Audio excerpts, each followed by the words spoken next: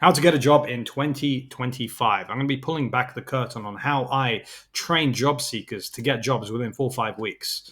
Now, you probably are receiving, unfortunately, you haven't been successful emails, and that's okay. Everybody is.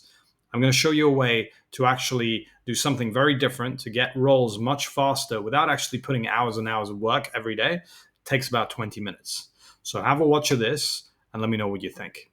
Welcome to How to Get a Job in 2025. Okay, welcome to the masterclass. I'm excited to have you with me, and it's the first time I'm actually doing one of my webinars on a YouTube video. So I'm excited to see what you guys think about this, and there will be some links in the description where you can book a call with me based on how you find this. So I'm excited to see how that goes. So welcome to the How to Get a Job in 2025 masterclass. This is going to be an interesting one. Now, this is for you if you've been struggling to get a job within the 1 to 3 month sort of time frame. If you're here and you've been applying for jobs for 6 months plus, 1 year plus, 2 years, you're still in the right place. But I think an opportune time would be to catch this early where you're struggling to get a job within the 1 to 3 month range. So under 3 interviews, face to face in that amount of time. So by interviews, I mean second stage face-to-face meetings, not assessment centers, not screening calls, and not higher view videos. So if you've had less than 3 interviews in 3 months face-to-face with a person, you're in the right place. A couple of other metrics that I think are very important. So to make sure this is the right video for you, you're sick of the job market, okay? The modern job market, I should say. So things aren't going well. You haven't had more than 3 face-to-face interviews in the last 3 months, like I mentioned in the last slide. You keep getting, unfortunately, you haven't been successful emails. You feel lost in your job search, and you need to find a better way. Now, if any of these apply to you, you are in the right place. Now, this is going to be interesting. Let's make sure that if these apply to you, then I want to highlight that you're in the wrong place. So signs you're watching the wrong video. You don't want to change. If you want to be stuck in your ways, hey, I'm not going to, force you to change if you don't want to change. But if you're pretty sort of happy with where you are and things aren't working out, I don't think I'm going to be the right fit for you, and I don't think this video is going to be for you. So that's something I just want to be pretty direct. No harm, no foul. Let's part as friends. I want to save you time. So if the first one applies, then there's a lot of great videos on YouTube, and I just don't think I'm going to be the right fit. You're negative. I like positive people. I think life's better when you're positive. If you're negative, hey, you might want to work on that before you watch this video. Positivity and strategy and aspiration and seeing how other people win and then trying to win yourself, I think is a good, combination. So this video is going to be a bit of that. If you're negative, it's probably not going to be the right fit for you. You don't want to put the work in. If you're lazy, job search is going to be tough. So you're going to have to be proactive. You don't believe in networking. A lot of the stuff that I'm going to talk about is about networking. If you don't like networking, you don't believe in it, there's a lot of other great videos that you can look at. This probably won't be a good one. You like pineapple on pizza. Now, this one is a deal breaker, guys. If there's any of you in this video or in the audience that actually likes pineapple on pizza, I don't know what happened. I'm sorry, but let's part friends, part ways, So we'll still be friends, but I just won't be eating with you. That's my point, case in point. How can you eat that? But anyway, that's not about pizzas today. So first thing I want to highlight is 80% of you and above are struggling to get an interview. So this is not something that is new. It's not isolated to just you. It's happening to a lot of people. And if it is happening to you, you're not alone. So that's the first thing that we want to be, super mindful of. Milo, me, who am I? Why do you need to listen to me? Why do I have the potential answers to your potential problems? And I say potential because there's a lot of great advice online. There's a lot of great coaches talking about this. There's also a lot of people that don't know what the hell they're talking about. So you have to be really careful. But what qualifies me to do this video to get you as an audience to then teach you how you could get into a role is my past, my experience, what I've done in the past and what I was able to do for other people and what I am doing at the moment and what my plans are to keep doing what I'm doing. So a little bit about me. I ran a recruitment agency that I started in 2013. And I ran that up until 2020, right until COVID happened.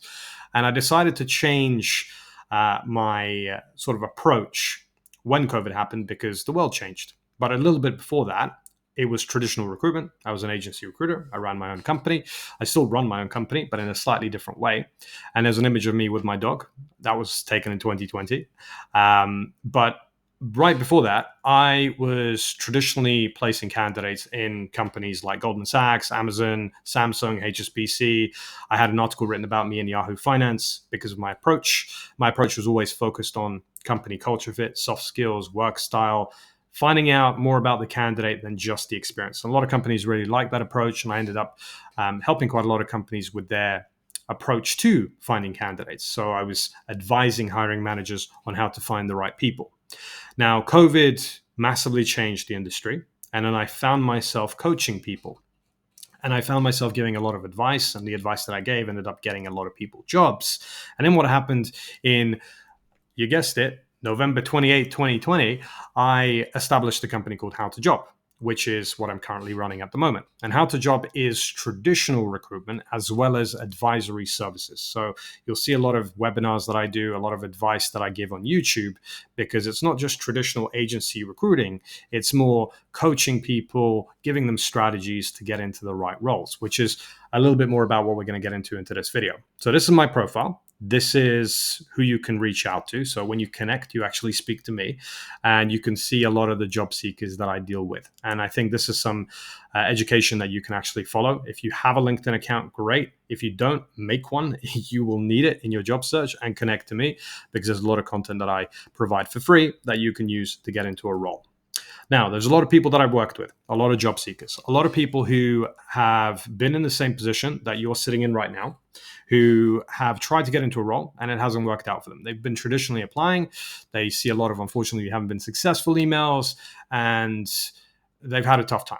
Now, I'm going to change that for you by giving you strategies, but know this, all of these people that you see here and the people that I mention in this video have been in the same position that you've been in, or you are in right now. So we can change that, and we can make it a little bit easier for you.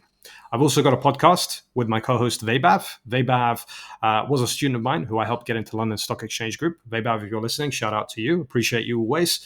I'm going to be including a little bit about Vaibhav in terms of his story and how I helped him get into London Stock Exchange Group, and we'll use that as a baseline for this training. But you can find out a little bit more about our strategies and some of the students that How to Job has and who I've coached, and you can see what companies they got into and what they did. So I think you'll find that really, really useful. A couple of more students here that you'll see. Lakshmi, I helped her get into Bloomberg, Katrina into Accenture, Piers into Investec, James into Slalom, Melanie into Peel Hunt, and Sahil into Jaguar. This is to name a few.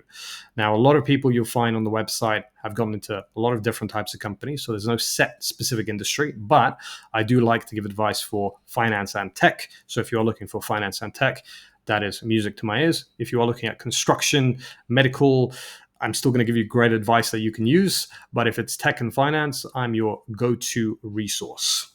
Right. So why your job search sucks, your realistic viewpoint, and I'm going to keep things pretty light and pretty easy for you to be able to utilize. So the 4 horsemen of your job search. This is the reason your job search sucks.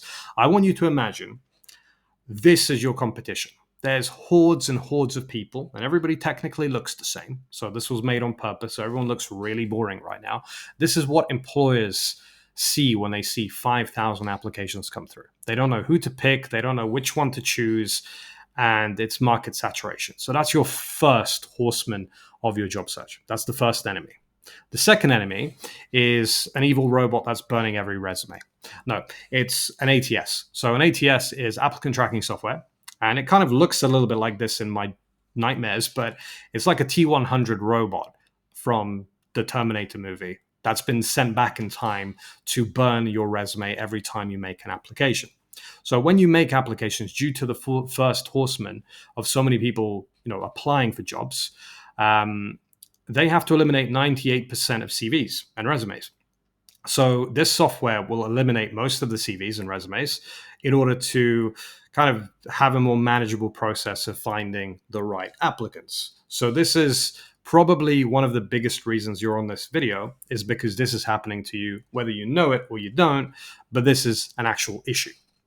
Then you have this guy who is a unicorn in a suit, and you have flying pigs behind him. Now, what does this represent?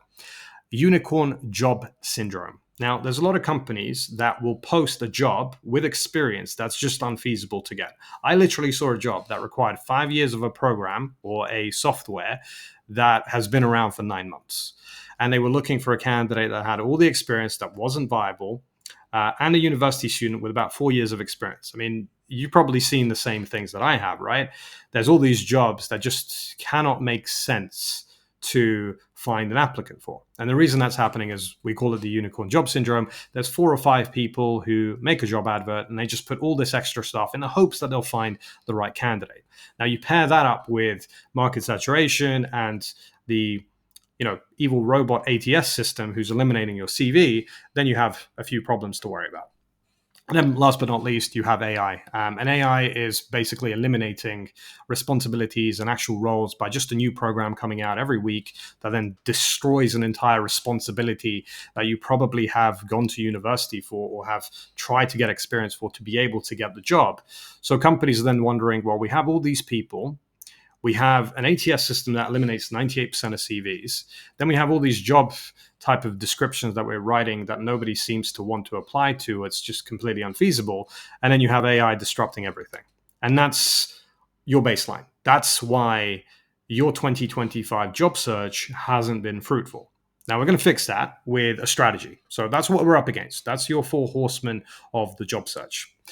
Now, I'm going to introduce you to something called the 0.47% Tier 3 application funnel. Now, the reason we've called it that is it's part of a bigger image, but this is your application funnel when you make an application.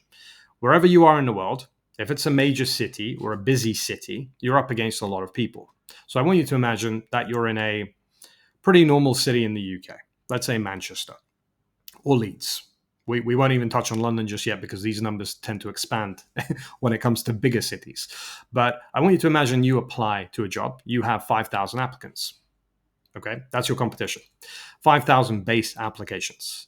From those 5,000 base applications, an automated screening, so that ATS robot I was telling you about, will eliminate quite a few people. So there's left with 1,500.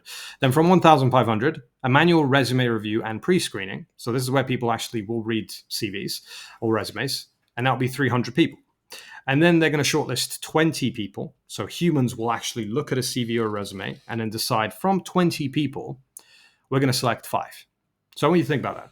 5,000 applications, 5 invited for an interview. So that's 4,995 people that have just been eliminated without been given a proper chance because of that number. Now, if we're looking at London or any major city in any major Western society, you are up against a larger number. So London could have 20,000 applicants over a 6-week period. And then the number invited for an interview could be 2 or 3. So you're playing the lottery. And this is known as the Tier 3 application funnel. Now, why is it the Tier 3 application funnel? Well, I've designed a system called the tier system. This gives you a landscape view of what the job search looks like. So you have Tier 3, you have Tier 2, and you have Tier 1.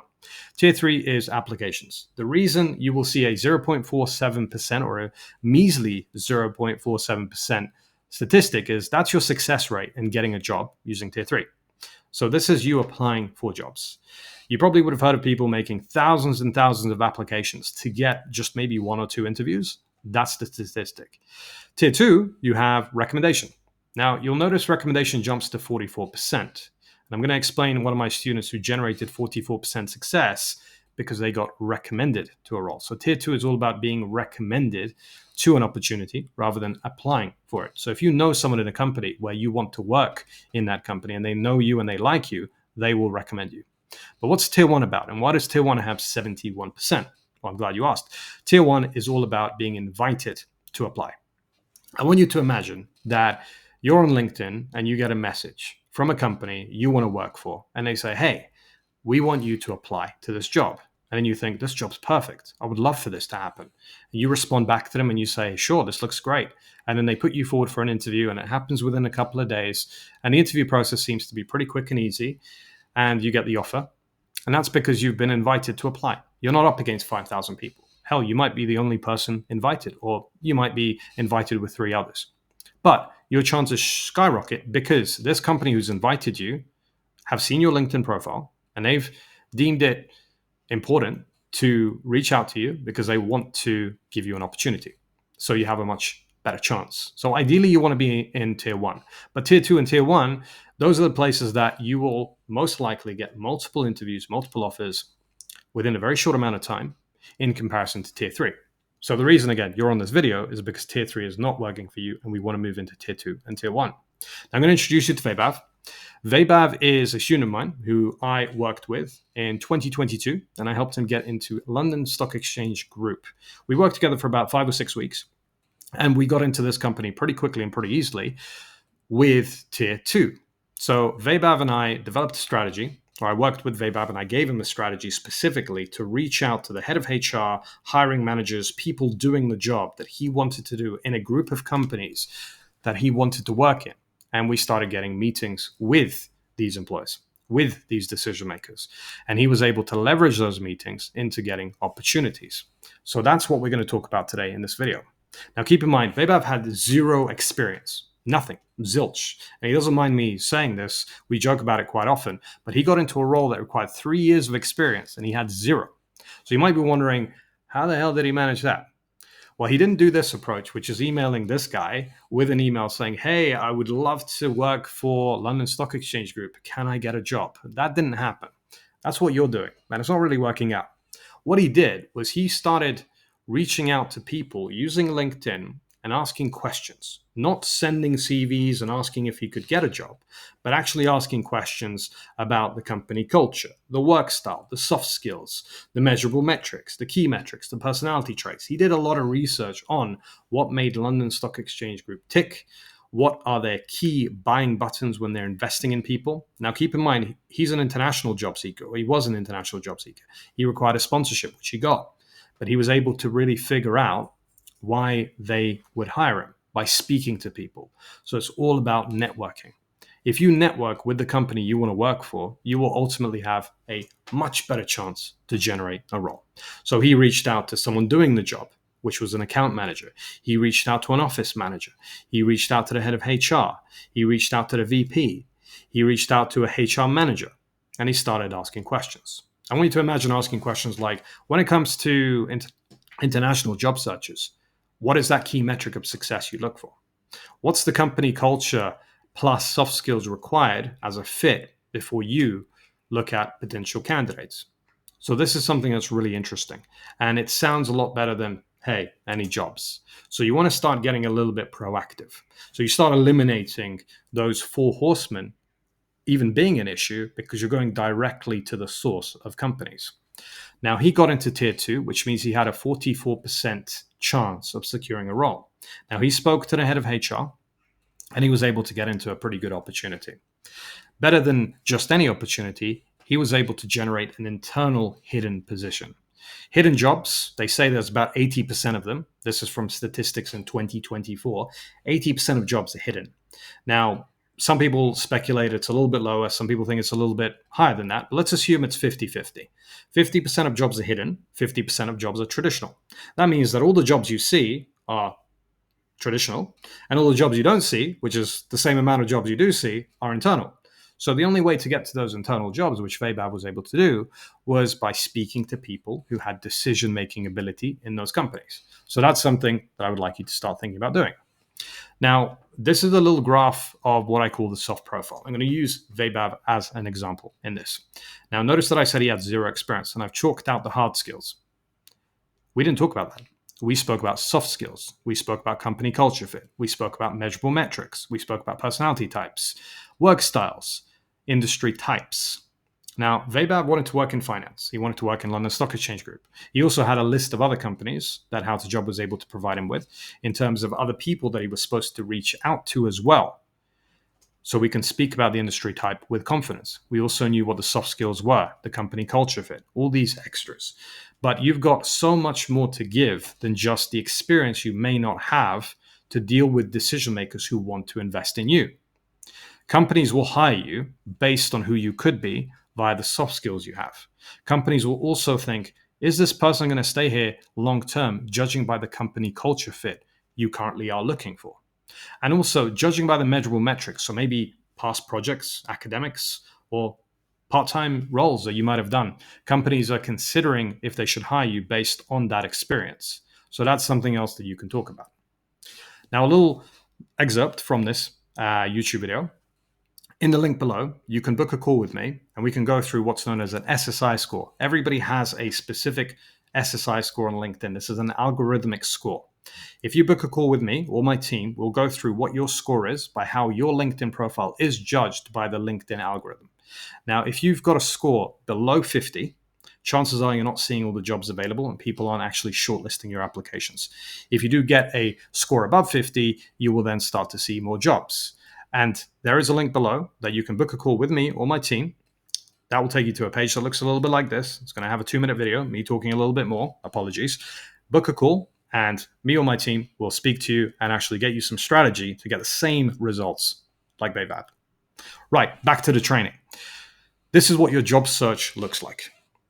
You are applying. You're kind of going down a pathway. You don't know where you're going. You might get an assessment center. Somebody calls you. You get a screening call. Then they ghost you. Then you speak to a recruiter. And then they don't come back to you. Then you have an interview. And then you don't. And then you go through an interview, go through 4 different stages, and you don't hear anything back. So this is a visual of your job search. It does not have to be like this. Not at all. You have to start looking at a few different things to be able to have a better chance. Now, I want to introduce you to something called an ideal employer profile. So an ideal employer profile is, I want to take it from a sales point of view. If you worked in sales, you would have an ideal client profile. And an ideal client profile would be someone you would sell to. So you would know what industry they would be in, what amount of money they make, what products they're interested in, and that would be your targeted viewpoint of who you're speaking to. Now, ideal employer profile is a list of companies that you initially would want to reach out to. So this would be an industry, a service, a company size, a location, a reason behind why, and that would give you an ideal employer profile. Now, if you're a job seeker right now and you're just, hey, I'm looking for anything, I'll get any job, you have no ideal employer profile, and your chances of networking are pretty much throw spaghetti at the wall and hope something sticks, and it doesn't really work. So my first recommendation is to make one of these. It's a list of 10, 15, 20 companies that you want to target. If it's Amazon, Meta, Netflix, Google, great. You focus on that and then build a bigger list from there. Because if you know what you're looking for and you've got a strong ideal employer profile, chances are that you're going to network more effectively. You're going to have a better reason as a why when they ask you, why should we hire you? And then you can break that down into a much more strategic conversation, and your networking and your job application process will be that much easier. You'll save yourself a ton of time. And the next thing is a 30-second elevator pitch.